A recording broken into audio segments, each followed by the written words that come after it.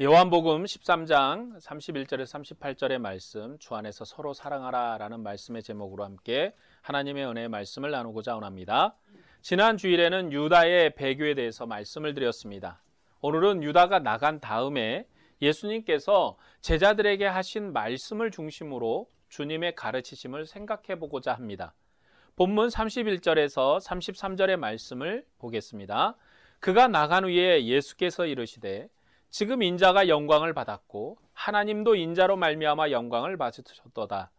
만일 하나님이 그로 말미암아 영광을 받으셨으면 하나님도 자기로 말미암아 그에게 영광을 주시리니 곧 주시리라. 작은 자들아, 내가 아직 잠시 너희와 함께 있겠노라. 너희가 나를 찾을 것이나 일찍이 내가 유대인들에게 너희는 내가 가는 곳에 올 수 없다고 말한 것과 같이 지금 너희에게도 이르노라. 예수님께서 유다가 나간 후에 인자가 영광을 얻었다고 말씀하셨습니다. 유다가 나간 것은 예수님을 팔려고 한 것이고 사단이 유다 속에서 그 일을 하게 한 것입니다. 요한복음은 제자들의 책임을 따지지 않고 예수님께서 이 세상의 임금인 공중의 권세 잡는 자를 어떻게 이기셨는가를 강조합니다.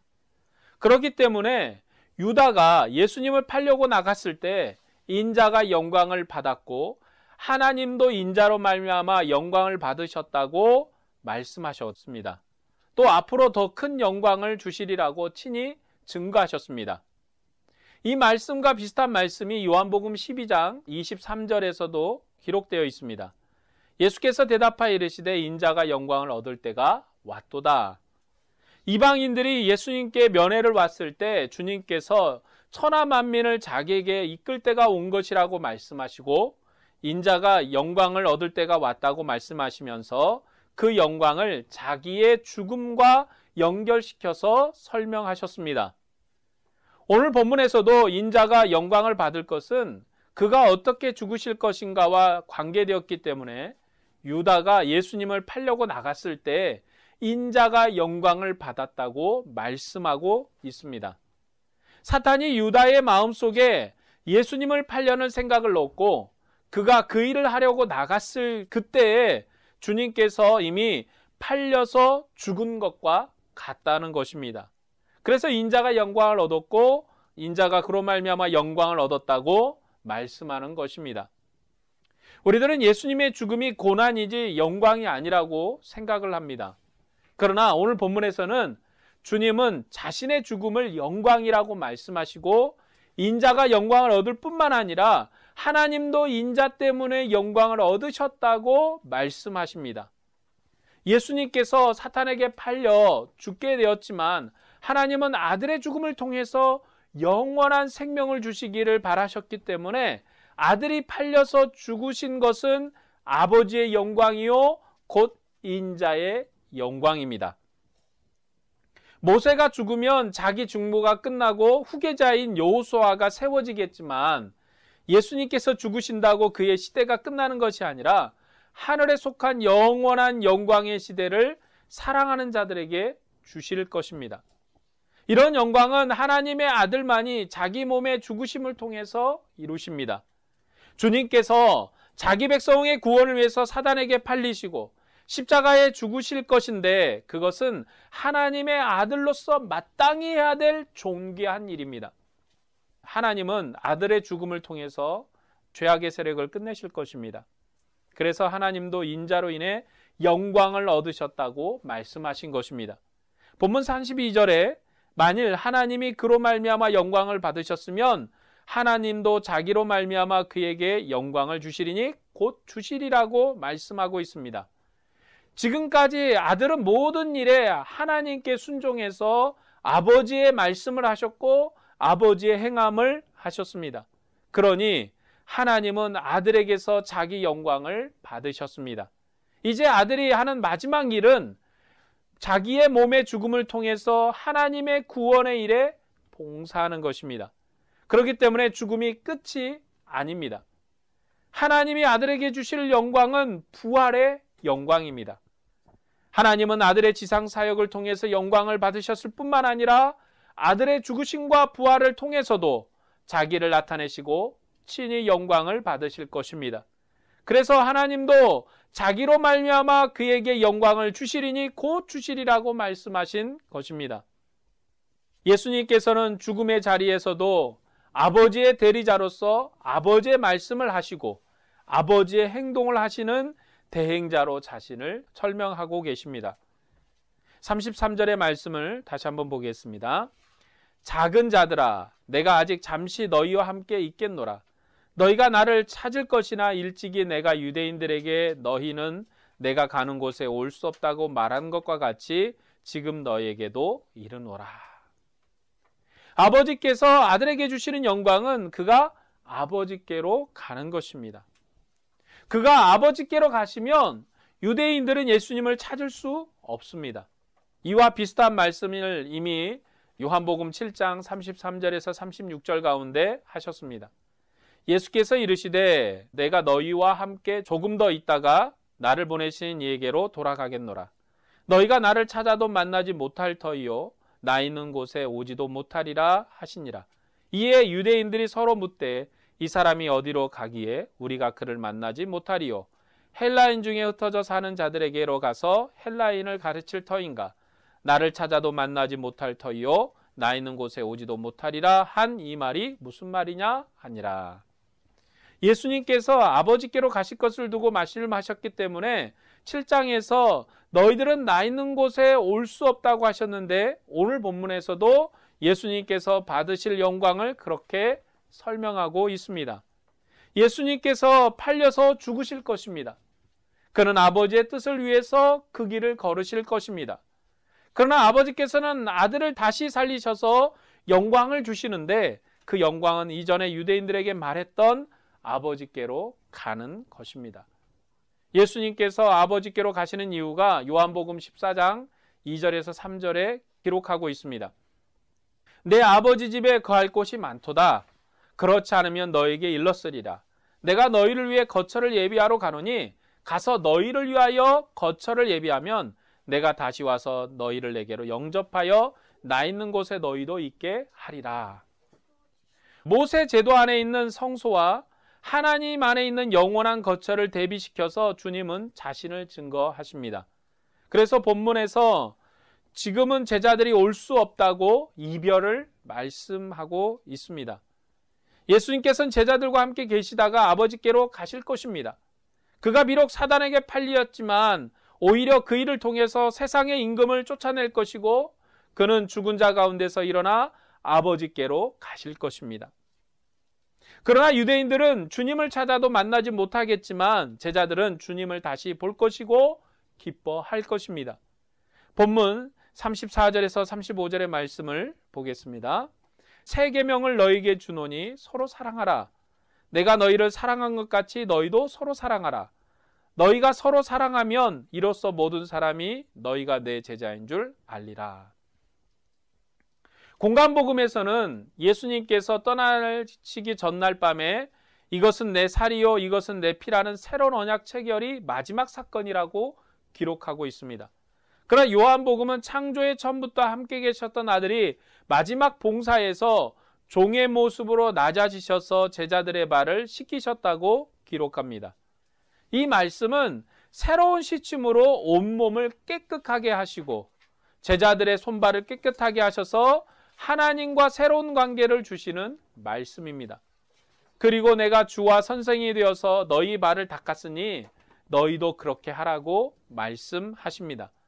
이제 제자들도 온전한 사랑의 교제로 아버지와 아들이 하나인 것처럼 그들도 온전히 하나가 되어서 서로 봉사하라고 주님께서 새로운 삶의 질서를 주셨습니다. 요한복음은 함께하는 생명의 교제가 핵심입니다. 요한복음에서 기록한 하나님은 위에 계시거나 높은 산에 계신 분이 아니라 친히 성소 안에 계셔서 자기 백성과 함께 동거하시고 동행하시는 분이십니다.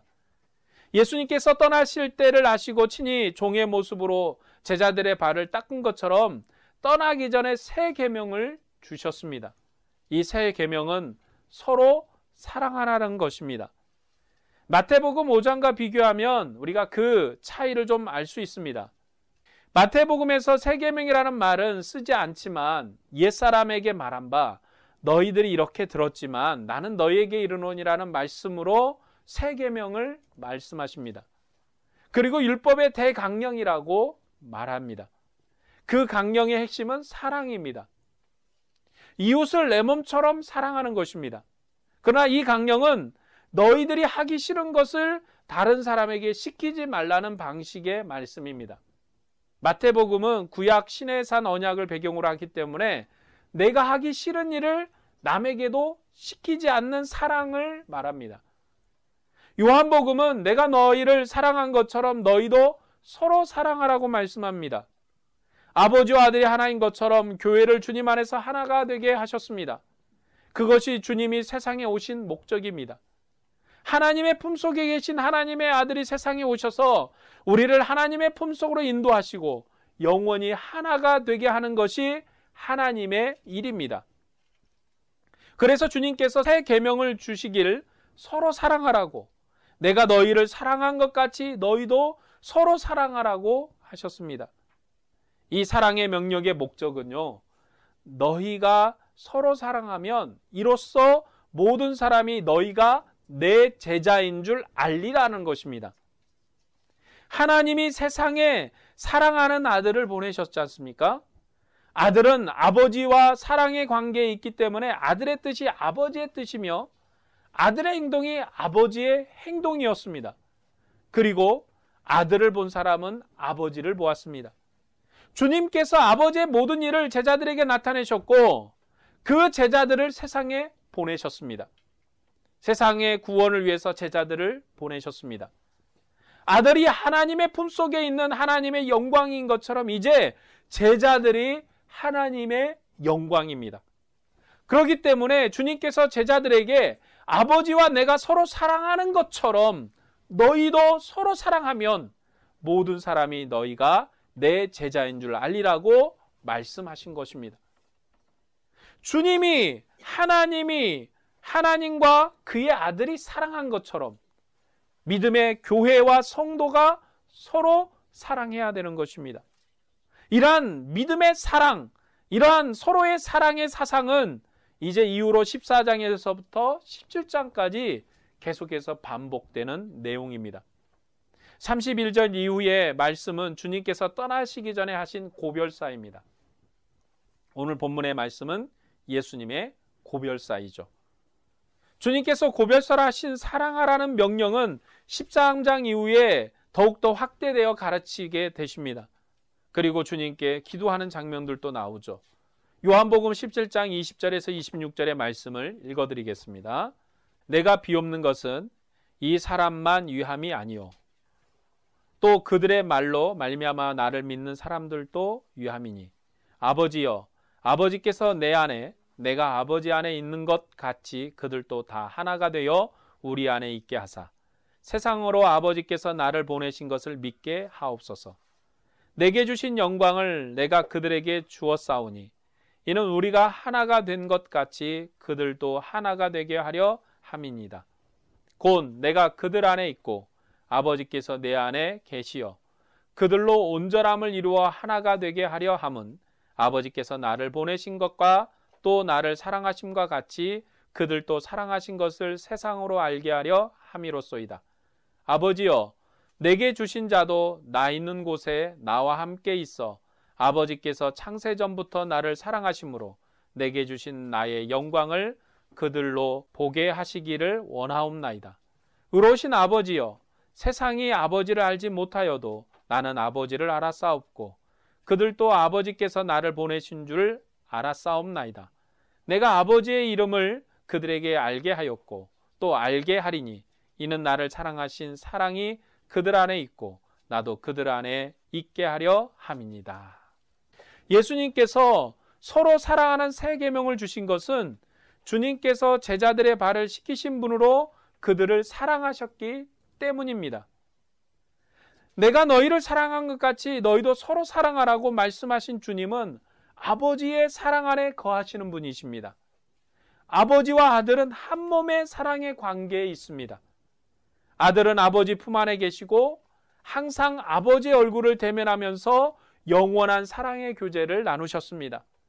그 사랑으로 주님께서 제자들을 사랑하시고 아버지의 모든 영광이 아들에게 있는 것처럼 아들에게 주신 모든 영광을 제자들에게 주셔서 하나님의 영광이 되게 하셨습니다. 그렇기 때문에 아버지와 아들의 사랑의 관계처럼 제자들도 서로가 사랑해야 하는 것입니다. 주님께서 나타내신 모든 사랑은 아버지의 사랑이기에 아버지와 아들이 서로 사랑하는 사랑의 관계 안에서 주님께서 제자를 사랑하셨습니다. 이제 너희들이 서로 사랑하는 것이 새 계명이라고 말씀하신 주님께서 너희가 서로 사랑하면 사람들이 너희들이 내 제자인 줄을 세상이 알리라고 말씀하십니다. 우리들은 구약 모세를 통해서 하나님을 보지 않았습니다. 그는 하나님 앞에 두려워 떠는 종이지 하나님의 품속에 계신 분과 비교될 수 없는 그러한 자입니다. 우리들은 아버지의 뜻을 따라 아버지의 일을 직접 행하신 아들을 통해서 큰 영광을 보았고 그분과 함께 아버지께서 일하신다는 사실을 믿을 수 있습니다. 아들은 완전한 사랑의 관계를 제자들에게 나타내셨습니다. 모세에게 하나님의 사랑이 나타났지만 그 사랑은 휘장 밖에 있는 사랑, 그 이상의 사랑은 아니었습니다. 그러나 아들은 하나님의 품속에서 오셨습니다. 그의 모든 말씀은 아버지의 말씀이고 아버지의 행동입니다. 그의 말과 그의 일하심을 통해서 완전한 하나님이 나타나셨기 때문에 아버지께서 아들에게 주신 모든 영광을 제자들에게 주셨습니다. 주님은 아버지와 아들의 영원한 사랑의 관계로 제자를 사랑했습니다. 그래서 아들을 보았고 아버지를 아는 것처럼 너희도 서로 사랑하면 너희들을 보고 너희들이 내 제자인 줄을 세상 사람들이 알리라고 말씀하십니다. 본문 36절의 말씀을 보겠습니다. 시몬 베드로가 이르되 주여 어디로 가시나이까? 예수께서 대답하시되 내가 가는 곳에 내가 지금은 따라올 수 없으나 후에는 따라오리라. 예수님께서 내 아버지께로 가느라고 말씀하셨을 때 베드로가 잘 이해하지 못했습니다. 이것은 하늘에 속한 일이기 때문에 성령이 오셔서 증거해야지만이 알 수 있는 일이거든요. 베드로의 이해력이 떨어져가지고 베드로가 좀 바보이거나 머리가 나빠가지고 이해를 못한 것이 아니라 하나님께서 자기 백성과 어떤 관계를 맺는가가 하나님의 백성의 지혜요, 빛이요, 지식이기 때문에 하나님과 관계를 맺지 않는 그 상태에서 그 지식을 알지 못했기 때문에 베드로가 이해할 수 없었습니다. 하나님의 계시는 우리에게 새로운 관계를 주심으로 새로운 빛을 주십니다. 우리가 하나님을 이론적으로 연구해서 하나님과의 관계를 맺는 게 아닙니다. 하나님께서 우리에게 새로운 생명의 관계로 일하시기 전에는 우리가 그분에 대한 지식을 알 수 없습니다.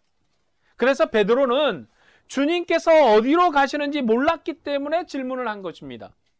예수님께서 베드로에게 내가 가는 곳에 내가 지금은 따라올 수 없으나 후에는 따라오리라고 말씀하시는데 이것은요, 위로의 말씀입니다. 지금 주님과 함께 죽을 수 없습니다. 그리고 그 죽어서 주님과 함께 하나님의 나라에 갈 수 없습니다. 그렇지만 후에는, 이제 이후에는 내가 그 나라에 가게 될 것이다. 그 나라에 나와 함께 있게 될 것이라고 주님께서 말씀하신 것입니다.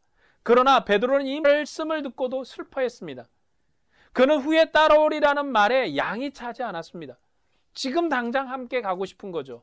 그래서 그는 주여 내가 지금은 어찌하여 따라갈 수 없나이까? 주를 위하여 내 목숨을 버리겠나이다 라고 말합니다. 이 말은 베드로가 주님을 사랑해서 하는 사랑의 고백입니다. 이 고백에 대해서 주님은 38절의 말씀으로 답변을 하시죠. 38절의 말씀입니다. 예수께서 대답하시되 내가 나를 위하여 내 목숨을 버리겠느냐? 내가 진실로 진실로 내게 이르노니 닭 울기 전에 내가 3번 나를 부인하리라. 이 말씀은 주님께서 베드로의 앞날과 마음을 알아맞혔다는 그런 개념의 말이 아닙니다. 물론 주님께서 하나님의 아들이시기 때문에 사람의 마음을 알고 생각도 아시지만 여기에서는 그런 개념이 아닙니다. 주님께서 닭 울기 전에 내가 3번 나를 부인하리라는 말씀은 후에는 따라오리라는 말씀과 연결되어 있어요. 3번 나를 부인이라는 말씀하신 것은 베드로를 책망한 것이 아니라 지금은 따라올 수 없지만 후에는 따라올 수 있다는 그런 내용입니다. 지금은 주님께서 아버지께로 가실 것입니다. 그래서 주님께서 제자들과 이별을 준비하고 계십니다. 주님이 잡히실 때 베드로가 부인하겠지만 후에는 그러한 배반을 하지 않을 것입니다. 베드로의 사랑의 고백에 대해서 내가 사랑을 고백해도 지금은 때가 아니지만 후에는 내가 고백한 대로 나를 따라올 수 있다고 위로하십니다. 주님께서 아버지께로 가시면 하늘에 속한 영원한 관계로 제자들과 함께 하실 것입니다. 그가 가는 목적은 처소를 예비하기 위해서입니다. 처소를 예비하시면 다시 오셔서 제자들을 그곳에 있게 하실 것입니다. 때문에 주님께서 가실 그 처소에 제자들도 후에는 따라올 수 있다고 말씀하십니다. 주님께서 가시면 더 좋은 보혜사로 성령을 보내실 것입니다. 그리고 성령이 오시면 아버지와 아들이 거처를 함께하는 것처럼 우리도 아버지와 아들과 함께 할 것입니다. 그런 언어 표현은 모세의 성전 제도를 토대로 하고 있는 언어의 개념입니다. 주님께서 다시 오시면 주님과 우리의 사이에는 아무런 간격이 없습니다. 더 좋은 초소가 예비되면 우리가 은혜의 보좌 앞에 담대히 설 것이고 주님과 함께 은혜의 보좌 우편에 앉을 것입니다. 그런 의미로 지금은 내가 올 수 없지만 후에는 오리라고 위로의 말씀을 하신 것입니다. 너 올 수 없다. 네가 3번 나를 부인했으니까 너는 감당할 수도 없고 너는 버려질 것이라 이런 말씀이 아니라 네가 비록 배반을 하겠지만 그 배반한 속에서도 하나님이 은혜를 베풀어서 나의 자리에 나와 함께 했던 이 자리로 내가 후에는 오게 될 것이라는 그러한 위로의 말씀입니다. 그러나 베드로는 이 잠시 잠깐의 이별도 감당할 수 없을 정도로 주님을 사랑했습니다. 그래서 내가 내 생명을 버릴지라도 주님과 떨어져 살 수 없다고 말했지만 주님께서 내가 나를 배반하는 죄를 지을 것이라고 말씀하셨습니다. 이제 주님께서 부활하셔서 생명의 주님이 되셨습니다. 그는 죽음 가운데 갇힌 분이 아닙니다. 그는 부활하셔서 만민의 주가 되셨습니다. 주님께서 공중권세 잡는 자의 머리를 밟으셨고 이 세상의 임금을 쫓아내셨습니다. 이후로 제자들은 죽을까 두려워서 떨지 않습니다. 생명의 주님이 제자들 안에 계셔서 인도하시기에 죽음을 두려워해서 주님을 부인하지 않습니다. 제자들은 죽음의 고난에도 불구하고 주님을 따를 것입니다.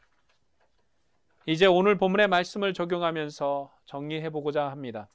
여러분, 우리들은 주님께서 마지막 떠나기 전에 고별사를 듣고 있던 제자들과는 상황이 매우 다릅니다. 영광의 주님께서 우리 안에 계시기 때문입니다. 오늘 이 시간에 우리들은 주님의 영광의 얼굴의 빛 앞에서 영원한 영광의 말씀을 듣고 있습니다. 우리가 그런 영광을 얻은 것은 하나님의 아들이 세상에 오셔서 자기 몸의 죽음을 통해 죽음의 권세를 끝내시고 영원한 생명을 우리에게 선물하셨기 때문입니다. 사람이 살아있을 동안에 죽음이 지배합니다. 우리도 아담으로부터 출생했기 때문에 죽음의 길을 걷고 있습니다. 그러나 주님께서 죽은 자 가운데서 살아나셔서 죽음의 세력을 이기셨기 때문에 죽음의 세력이 우리를 지배할 수 없습니다. 그래서 영원한 생명의 주인이 되셨습니다. 죽음을 이기신 주님께서 우리에게 성령을 선물하셔서 하나님의 영광에 참여하게 하셨습니다. 아버지께서 아들에게 주신 영광을 아들은 우리에게 주셔서 우리로 그 영광에 참여하게 하신 것입니다. 그런 의미로 우리는 복된 백성입니다. 아버지와 아들이 영원한 사랑의 관계에 있는 것처럼 교회를 주님 안에 영원한 사랑의 공동체로 만드셨습니다. 그리고 모든 믿는 주의 백성들을 주님의 몸과 지체로 삼으셔서 하나님 안에 거하도록 하셨습니다. 주님의 사랑이 우리를 하늘에 속한 새 백성이 되게 하셨습니다. 주님의 사랑은 하늘에 속한 새로운 영광이요 능력입니다. 오늘 우리들은 이 사랑으로 주님의 상에 참여하는 하늘의 감격과 기쁨을 누리게 되었습니다. 우리들은 주님의 아버지를 우리의 아버지라고 부릅니다. 그렇기 때문에 우리들은 우리를 사랑하신 사랑으로 주님을 사랑할 뿐만 아니라 주님이 사랑하신 형제를 사랑해서 주님의 영광을 세상에 드러내야 할 것입니다. 우리가 그렇게 하지 못하면 후에는 나를 따르리라고 말씀하신 그 말씀과 상관이 없게 되는 것입니다. 주님께서 우리와 하나가 되었으니 교회는 하나입니다. 어떤 이도 주님의 교회를 해롭게 할 수 없고 주님과 교회의 사랑을 끊을 수 없습니다. 아버지와 아들이 하나인 것처럼 우리를 위해서 죽음을 맛보시고 영원한 하늘의 영광을 주신 주님께서 우리 안에 계십니다. 우리를 사랑하신 주님을 떠나서 우리의 삶을 해석할 수 없습니다. 아들이 아버지를 떠나서 그의 말과 그의 행동을 해석할 수 없는 것처럼 우리들도 아들을 떠나서 우리의 생명을 해석할 수 없습니다. 또한 주님의 교회를 떠나서 우리의 삶을 해석할 수 없습니다. 아버지와 아들이 하나인 것처럼 주님은 우리를 교회로 하나님 안에 하나가 되게 하셨기 때문입니다. 구약의 모세는 두려움의 대상이었습니다. 그래서 그의 얼굴을 보지 못하도록 가려야만 했습니다. 하지만 하나님의 아들은 죄인의 친구가 되셔서 자기 백성과 함께 하셨습니다. 구약의 모세를 건드리면 죽음밖에 없지만 하나님의 아들은 자기의 몸의 죽음을 통해서 우리를 사랑하셨습니다. 그런데 우리들이 성도 간의 작은 실수와 작은 생각의 차이 때문에 나는 너와 다르다고 선을 긋거나 너 같은 사람은 사랑을 할 수 없다고 마음의 문을 닫아버린다면 그것은 주님의 사랑으로 사랑하는 게 아닙니다. 물론 옳고 그름을 따지지 말라는 말이 아닙니다. 그러나 옳고 그름을 따지다가 서로의 사랑까지 잃어버리지 말라는 것입니다. 우리는 이것을 조심해야 됩니다. 주님께서 세상에 오신 이유는 아버지와 아들의 영원한 사랑의 관계처럼 교회를 온전한 사랑의 공동체로 만들기 위해서입니다. 이제 주님께서 하늘의 영광을 우리에게 선물하셔서 우리로 하나님의 거룩한 성소가 되게 하실 뿐만 아니라 주님의 몸을 이루게 하셔서 한 몸의 교제를 나누게 하셨습니다. 부활의 교회는 이런 교제 가운데 있는 것입니다. 때문에 우리들은 주님께서 오실 때까지 교회가 교회끼리 서로 사랑하고 교회가 세상을 사랑하는 수고를 다해서 만민을 구원하는 사명을 감당해야 할 것입니다. 우리가 주님과 주님의 교회를 더욱 사랑해서 세상으로 주님의 사랑을 알게 해야 합니다. 교회는 주님과 함께하는 거룩한 공동체입니다. 오늘 부활의 교회가 서로 사랑함으로 세상에 우리가 주님의 제자인 것을 알게 해야 합니다. 우리가 풍성한 사랑의 관계 안에서 주님을 더욱더 사랑하고 성도를 사랑하시기를 주의 이름으로 축복합니다. 기도하겠습니다.